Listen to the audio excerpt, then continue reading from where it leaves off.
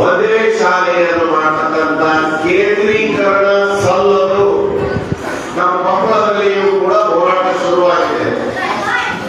ಕೊನೆಯ ಮಾತು ನಾನು ಹೇಳೋದು, ನಾನು ಕೊಟ್ಟ ಸಮಯ ಆಯಿತು. ಬಗನಾಳ ಅಂತಿದೆ, ಹಿರೇ ಬಗನಾಳ ಅಂತಿದೆ. ಆಮೇಲೆ ಅಲ್ಲಿಯ ಶಾಲೆಯನ್ನು, ಅಲ್ಲಿ 300 ಮಕ್ಕಳಿದ್ದಾರೆ. ಹಿರೇ ಬಗನಾಳದಲ್ಲಿ 300 ಮಕ್ಕಳ ಶಾಲೆ ಇದೆ. ಆ ಶಾಲೆಯನ್ನು ಹಿಟ್ನಾಳಿಗೆ ಟ್ರಾನ್ಸ್ಫರ್ ಮಾಡಿದ್ರು. ನಿನ್ನೆ ರಾತ್ರಿ ನನಗೆ ರೈತರು ಫೋನ್ ಮಾಡಿದ್ರು, ನಾವು ಇದನ್ನು ವಿರೋಧ ಮಾಡಕತ್ತೀವಿ, ವಿರೋಧ ಮಾಡೋದು ಸರಿಯಾಗಿದೆಯಾ ಇಲ್ಲ ಅಂತ ನಾನು ಕೇಳಿದ್ರು. ನೀವು ವಿರೋಧ ಮಾಡತಕ್ಕಂಥದ್ದು ಸರಿ. ನಾವು ಕೂಡ ಶಿಕ್ಷಣ ಉಳಿಸಿ ಸಮಿತಿಯ ಮೂಲಕ, ಇದೇ ಸಂಘಟನೆಯ ಅಡಿಯಲ್ಲಿ ಇರತಕ್ಕಂಥ ಶಿಕ್ಷಣ ಉಳಿಸಿ ಸಮಿತಿಯ ಮೂಲಕ ನಾವು ಕೂಡ ಶಾಲೆಗಳ ಕೇಂದ್ರೀಕರಣದ ಶಾಲೆಗಳನ್ನು ವಿರೋಧ ಮಾಡ್ತೀವಿ. ಪ್ರತಿ ಸಣ್ಣ ಹಳ್ಳಿಯಲ್ಲಿಯೂ ಕೂಡ ಶಾಲೆ ಇರಬೇಕು. ಬಡವರು, ಮಧ್ಯಮ ವರ್ಗದವರು ಶಿಕ್ಷಣದಿಂದ ವಂಚಿತರಾಗಬಾರದು. ಕೇವಲ ಉಳ್ಳವರಿಗೆ ಮಾತ್ರ ಶಿಕ್ಷಣ ಅನ್ನುವಂತಹ ಈ ಧೋರಣೆಯನ್ನು ನಾವೆಲ್ಲ ಖಂಡಿಸುತ್ತೇವೆ. ನಾವು ಕೂಡ ಒಂದು ಮಧ್ಯಮ ವರ್ಗದ ಕುಟುಂಬದಿಂದ, ರೈತರ ಕುಟುಂಬದಿಂದ ಬಂದಿರತಕ್ಕಂಥವನ್ನ.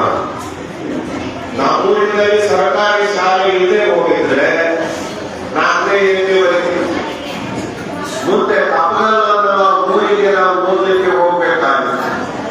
ಆ ನಂತರ ಅದು ಸರಿ ಇಲ್ಲ ಅಂತ ಮಾಡಗಿರಿ ಎನ್ನುವ ಶಾಲೆಯಲ್ಲಿ ಇದ್ದುಕೊಂಡು ಬೋರ್ಡಿಂಗ್ ಮೇಲೆ ಊಟ ಮಾಡಿ, ಬಾವಿಗಳಲ್ಲಿ ಜಳಕ ಮಾಡಿ ಓದಬೇಕಾದಂತ ಪ್ರಸಂಗ ಇದ್ದು.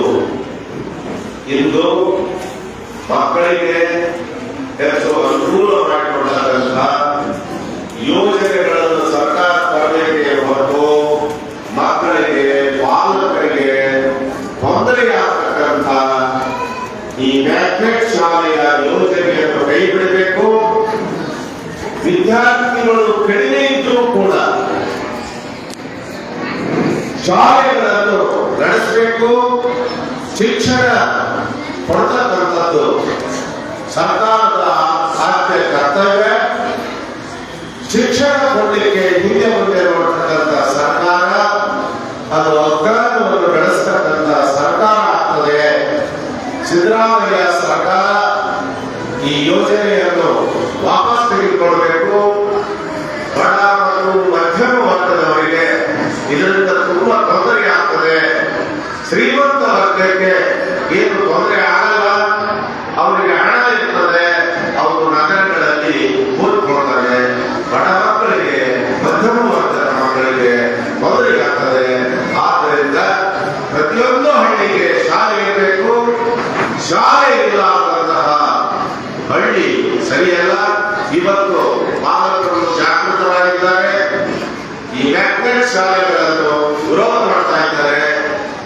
ತಮ್ಮ ಊರಿನ ಶಾಲೆಗಳನ್ನು ಕಿತ್ತು ಇನ್ನೊಂದು ಶಾಲೆಗೆ ಸಂಯೋಜನೆ ಮಾಡತಕ್ಕಂತಹ ಇದು 40,000 ಶಾಲೆಗಳನ್ನು ಮುಚ್ಚುವುದು ಅಂದ್ರೆ ಅಜ್ಞಾನವನ್ನು ಇನ್ನಷ್ಟು ಹೆಚ್ಚು ಮಾಡಿದಂತೆ ಅನ್ನುವ ಮಾತನ್ನು ಹೇಳಿ ನನ್ನ ಸಮಯ ಮುಗಿದು. ಪಾಲಕರು ಜಾಗೃತರಾಗಬೇಕು. ಮಕ್ಕಳು ಕೂಡ ಈ ಹೋರಾಟದ ಜೊತೆಗೆ ಕೈಜೋಡಿಸಬೇಕು ಅಂತ ನಾನು ವಿನಂತಿ ಮಾಡಿಕೊಂಡು, ಇಲ್ಲಿಯ ಸಂಘಟನೆಗಳು ನನಗೆ ಬಹಳ ಒತ್ತಾಯ ಮಾಡಿದ್ರು. ನಾವು ಅಲ್ಲಿ ಕೊಪ್ಪಳದಲ್ಲಿ MSPL ಬಂದೋಟ ಎನ್ನುವ ಕಂಪನಿ ಅದು 54,000 ಕೋಟಿ ರೂಪಾಯಿಯಲ್ಲಿ ವಿಸ್ತರಣೆ ಆಗ್ತಾ ಇದೆ. ಅದು ಬಂದ್ರೆ ಕೊಪ್ಪಳದ ಸಮೀಪ 27 ಬಗೆ ಕೊಳವೆಗಳು ಬರ್ತವೆ. ಕೊಪ್ಪಳ ಸರ್ವನಾಶ ಆಗ್ತದೆ ಅನ್ನುವ ಕಾರಣಕ್ಕಾಗಿ ಮತ್ತು ಈಗಾಗಲೇ 20 ಹಳ್ಳಿಗಳು ಹಾಳಾಗಿವೆ. ಬೆಳಗೇರಿ, ಅಲ್ಲಾನಗರ, ಬಗನಾಳ, ಕಾಸನಕಡ್ಡಿ, ಲಾಚನಕೇರಿ, ಬಸಾಪುರ, ಹಾಲುವರ್ಕೆ ಅಂತ 20 ಗ್ರಾಮಗಳು ಹಾಳಾಗಿವೆ. ರೈತರ ಬೆಳೆಗಳು ಹಾನಿಯಾಗಿವೆ.